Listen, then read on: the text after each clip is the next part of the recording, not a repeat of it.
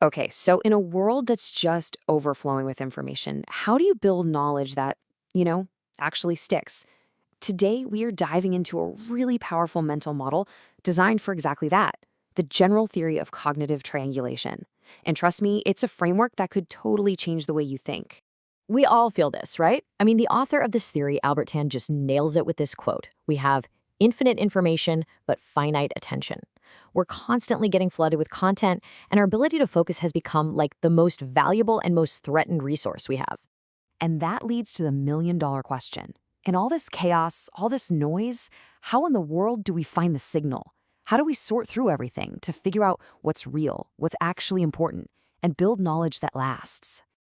But what if the problem isn't just about managing a fire hose of information? What if it's about the very way we process it?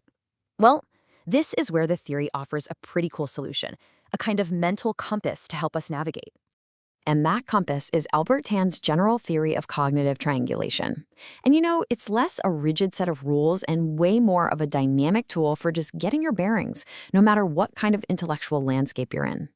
So the theory basically says that reliable knowledge isn't some final destination. It's actually a constant balanced dance between three key forces.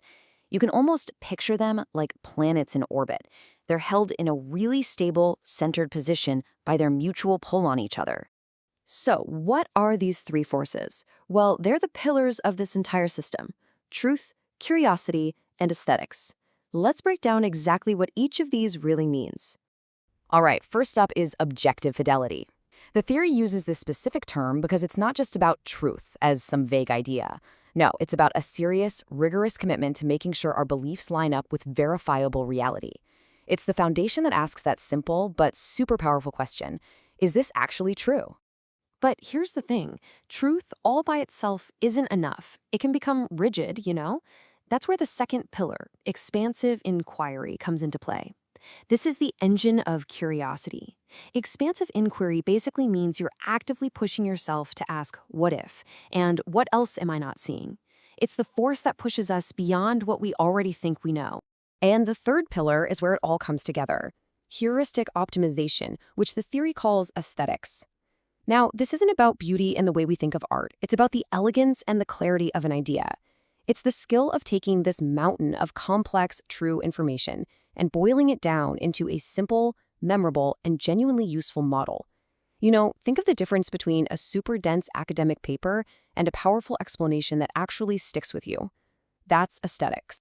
So we've got our three pillars: truth, curiosity, and aesthetics. Now, it is absolutely critical to remember these are not sequential steps. You don't do one, then the next, then the next. They all have to exist in this constant, balanced tension with one another. And this brings us right to the core of the theory: maintaining a dynamic equilibrium. The real magic isn't in any single pillar, but in the constant interplay between them. When they're working together in harmony, our thinking becomes really solid. But what happens when they're not? Well, when that balance is lost, when we lean way too heavily on one or two of the pillars and just neglect the third, the whole structure collapses, and our thinking starts to fail in some very, very predictable ways. Okay, now this is where it gets super interesting, because this slide just brilliantly shows us those failures. For example, if you have lots of curiosity and aesthetics, but you're missing truth, you end up believing in beautifully told falsehoods. Think about really compelling conspiracy theories, right? Now, what if you have truth and aesthetics, but you lack curiosity? Well, you get stuck in rigid, elegant dogmas, and you never question the system. And finally, if you have truth and curiosity, but you're missing aesthetics, you just drown in data. You have all the facts in the world, but no clear insight or way to actually use them. Sound familiar? So, this all sounds great in theory, right? But how do we actually put this into practice? How can we use this framework to find our own signal in the noise? Let's turn this into a tool we can actually use. The application is actually beautifully simple. You can just think of it as a three-part filter for pretty much any new idea you come across. First, you ask, is this real? Is it grounded in reality? That's your truth filter. Then you ask, okay, what perspectives am I missing here? That's curiosity. And finally, is this whole thing presented in a way that's clear and actually useful to me? That's your aesthetics filter.